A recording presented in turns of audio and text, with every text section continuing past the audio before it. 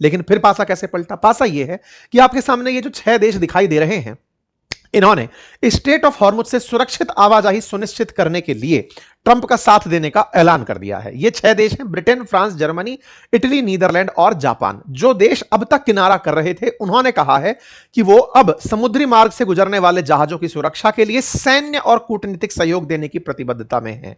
मतलब कि अब ये लोग भी सेना भेजेंगे और डिप्लोमेसी से बातचीत करने का रास्ता अपनाएंगे।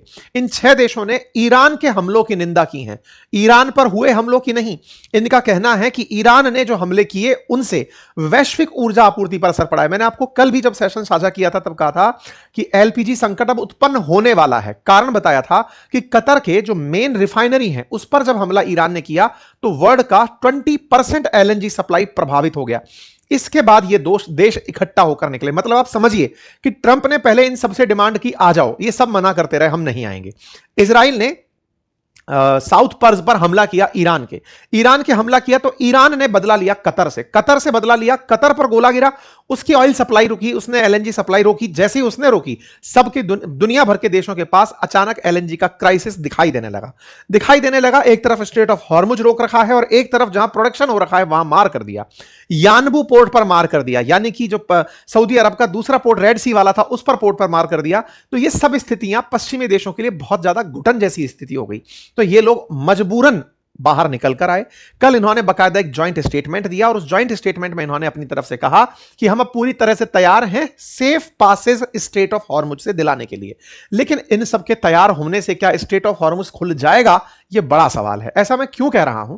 क्योंकि ऑलरेडी जिन देशों ने साथ देने का कहा है अमेरिका उन सब में सबसे पावरफुल पहले से ही है।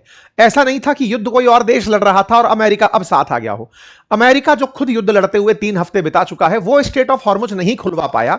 तो इन देशों के आने से स्ट्रेट ऑफ हॉर्मुज खुल जाएगा, ये गलतफहमी हो सकती है। लेकिन फायदा क्या हो सकता है कि अमेरिका जो अभी वर्ल्ड में अकेला पड़ रहा था, जिस तरह का नैरेटिव बनता जा रहा था कि अमेरिका इजराइल के कारण कूद गया लेकिन दुनिया का कोई देश साथ नहीं है, इस नैरेटिव वॉर में वो अब थोड़ी बढ़त बना लेगा कि अमेरिका के साथ भी लोग जुड़े हैं। अदरवाइज अमेरिका के साथ साथ दुनिया का कोई भी देश अगर पावरफुल जुड़ता तो ईरान तो पहले ही कह चुका ना कि जब मैं अमेरिका से नहीं डरा तो तुम्हारी तो मिसाल ही क्या है। ऐसे में सारे देश जो इनके जुड़े, उनका तो अपनी तरफ से रेडीनेस आया ही। Britain, France, Germany, Italy, Netherlands, Japan ने तो जॉइंट स्टेटमेंट दिया ही दिया। कनाडा भी थोड़ी देर बाद अपना स्टेटमेंट दे दिया। यानी कि अमेरिका के साथ 7 और देश आकर के स्टेटमेंट दिए कि अब स्ट्रेट ऑफ हॉर्मुज हम खुलवाना चाहते हैं। स्ट्रेट ऑफ हॉर्मुज वो वाली बोटल नेक जिसके चलते एक तरह से चिकन नेक ही समझिए पर्शियन गल्फ की, जिसको निकलने ईरान दे नहीं रहा है और दुनिया में ऑयल की प्राइसेस किल्लत खड़ी हो गई है।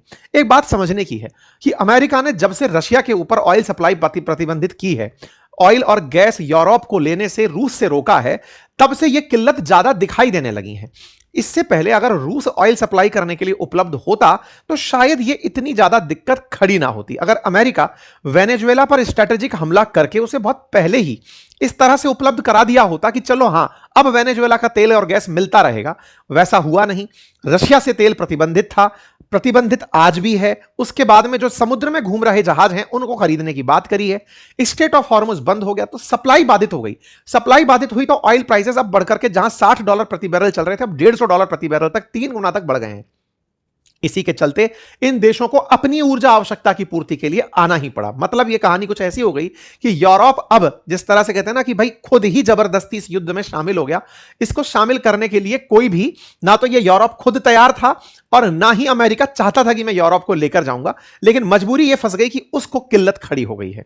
आप सभी को याद होगा रशिया यूक्रेन युद्ध के चलते 2022 के बाद यूरोप ने अमेरिका के कहने पर रशिया से तेल परचेज करना बंद किया था। यह तय कर दिया था कि 2027 तक यूरोपियन देश रशिया से एलएनजी सप्लाई नहीं लेंगे। एक बात यहां पर जानना जरूरी है, जरूरी यह है कि आप और हमारे लिए एलएनजी शायद इतनी महत्वपूर्ण ना होती हो। हम पेट्रोल डीजल पर ज्यादा डिपेंडेंट है, एलपीजी पर ज्यादा डिपेंडेंट है, लेकिन एलएनजी लिक्विफाइड नेचुरल गैस जो कि मीथेन गैस होती है, CH4 गैस होती है, उस गैस पर यूरोप की निर्भरता बहुत ज्यादा है। और उसके पीछे का कारण है यूरोप जिस क्षेत्र में पड़ता है, दैट इज टेम्परेट रीजन, जहां बर्फ ज्यादा पड़ती है, सर्दी ज्यादा होती है, वहां पर घरों को गर्म रखने के लिए एलएनजी का हीटर पूरे घरों में चलता रहता है। घरों को अंदर से वार्म करने के लिए एलएनजी सप्लाई का इस्तेमाल किया जाता है।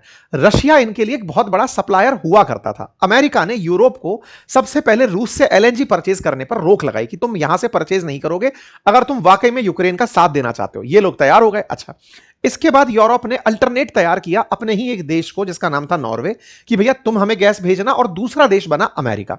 बस यहीं से सारा सारा खेल बिगड़ना शुरू हुआ।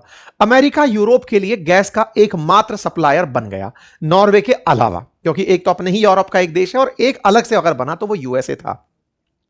यूरोप की कुल एलएनजी आवश्यकता का जो इंपोर्ट होता है, उस इंपोर्ट का 80% 2030 तक अमेरिका अकेला करेगा। अब आप सोचकर देखिए, डिपेंडेंसी में अगर आप सारा की सारा एलएनजी एक देश से परचेज कर रहे हैं तो उसकी नेगोशिएटिंग पावर कितनी हाई होगी। आज स्टेट ऑफ हॉर्मुज में भारत लगभग 40% ऑयल इंपोर्ट करता है। अगर सोचकर देखिए 80% हमारी निर्भरता स्टेट ऑफ हॉर्मुज पर होती तो हमारा हाल क्या होता। जो हाल आज जापान का हो रहा है, जापान का लगभग 75% ऑयल स्टेट ऑफ हॉर्मुज से होकर ही निकलता है। स्टेट ऑफ हॉर्मुज बाधित हुई तो जापान की इकोनॉमी में नुकसान आना शुरू हो गया।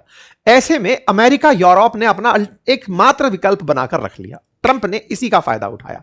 ट्रंप ने पहले इनसे कहा कि युद्ध में चले आओ, दिक्कतें हो रही हैं। इनने कहा यह हमारा युद्ध नहीं है। बोले कोई बात नहीं, याद रखना दिक्कतें तुम तक चलकर आएंगी, हमें तो कोई दिक्कत नहीं है। वो दिक्कत क्या थी कि एक तरफ तुम्हें रशिया से तेल खरीदना और गैस खरीदना मना करवा दिया, दूसरी तरफ हॉर्मुज बंद है, तीसरा तो मैं ही हूं, सप्लाई रोक दी तो तुम अपने आप घुटने टिका दोगे। हुआ भी यही साथियों। अमेरिका ने प्यार से जिस बात को समझाने का प्रयास किया वो यूरोप को समझ में आई, क्योंकि उन्हें यह दिखाई दिया कि हमारी आवश्यकता की पूर्ति करने वाला, आंकड़े उठाकर देखिए ना आप, 80% ऑफ एलएनजी इंपोर्ट 2030 तक अमेरिका कंप्लीट करेगा यूरोप की।